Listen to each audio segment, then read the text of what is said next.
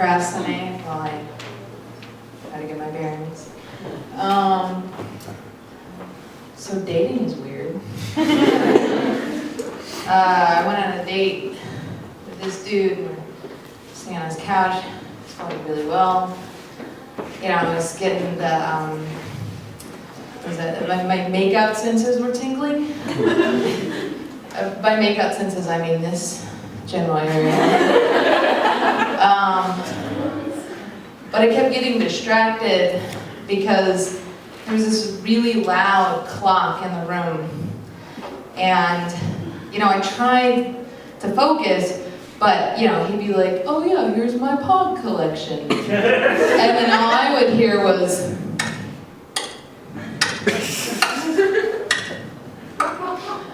yeah.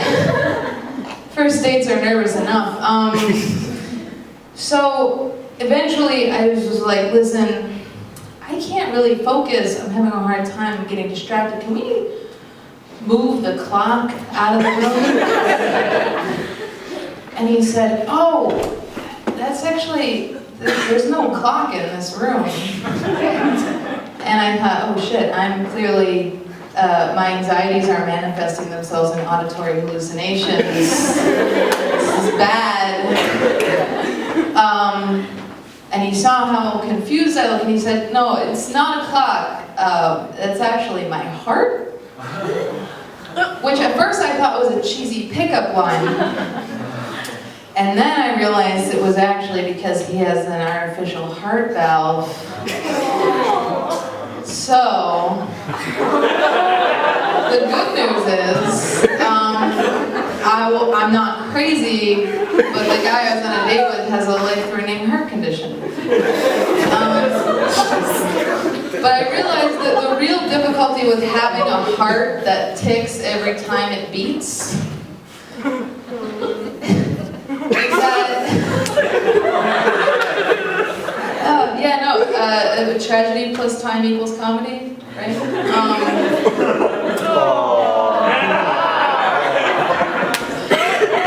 The real problem is that having a heart that ticks every time it beats, it's kind of like wearing sweatpants and getting a boner, but for feelings.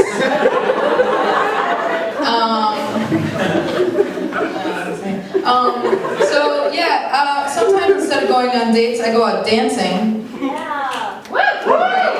That's fun. Get a little bit of that going. That's how I dance. I don't know why you're laughing. But you know, I've realized dancing is really good for sexual frustration because it's kind of similar in a lot of ways.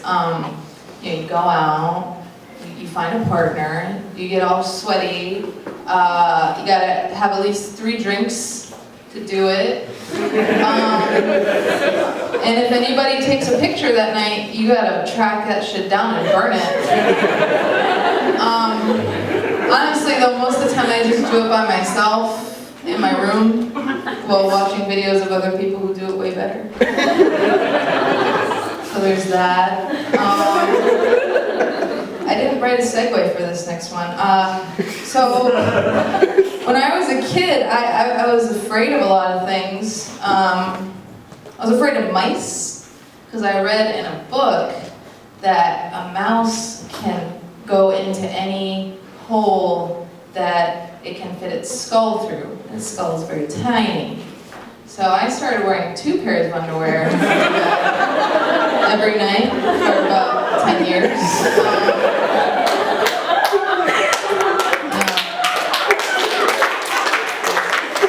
It made me feel safe.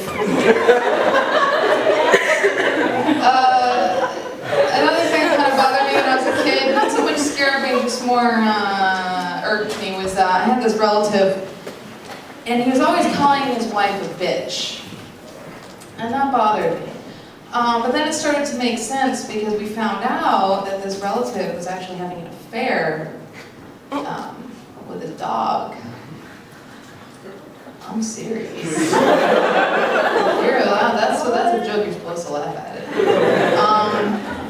And so I realized that he was just giving her a compliment because that's what he was into.